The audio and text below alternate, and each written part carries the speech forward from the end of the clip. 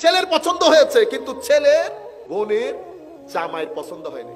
মাঝে মধ্যে ইচ্ছে করে দূরে কোথাও চলে যায়। বেটা গাইরতের একটা সীমা থাকে, বেগাইরত। ছেলে বলতেছে পছন্দ হয়েছে, ছেলের বোনের জামাই পছন্দ হয় নাই, বিয়ে করলে করো। আমি বিয়ে হাইতেন না। ও বাপ রে বাপ, মানুষের গাইরত বলে কথা থাকে, হায়া বলে কথা থাকে, এরকম বেহায়া হয়ে গেছে। আপনাকে কে দায়িত্ব দিছে? আপনি যে পছন্দ অপছন্দের কথা বলতেছেন, বেটা এটা শরীয়তের মধ্যে হারাম। তো আপনি কে পছন্দ অপছন্দ করা? মোস্টলি মেয়ের মা বাবা যাক, ভাই বোন নো এন্ট্রি। বুঝতে পেরেছেন? শুরুর দিন থেকে। এরপরে আপনারা 2-3 মাইক্রো গিয়ে হোটেলের মধ্যে দেখে বিসমিল্লাহ করে জানাই দিয়েছেন মেয়ে পছন্দ হয় নাই।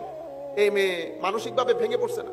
আমারও তো বোন আছে, আমারও মেয়ে আছে, তো মেয়ের বদদুয়া যাবে না? ছেলে বলতেছে হুজুর 50টার মতো দেখে বলছি বিয়ে হয় নাই। আমি বলছি নিশ্চয়ই কোনো না কোনো মেয়ের বদদুয়া লেগেছে বেটা। এটা ইজিলি অনেকভাবে হ্যান্ডেল করা যায়।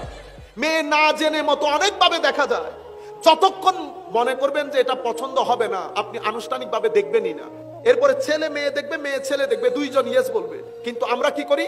আমরা পারিবারিকভাবে একটা প্রেসারে ফেলে দেই ছেলে বা মেয়েকে। দেখা যায় সে রাজি নাই, কিন্তু মা বাবা পরিবার সবার প্রেসারে পরে ইয়েস বলতে হয়।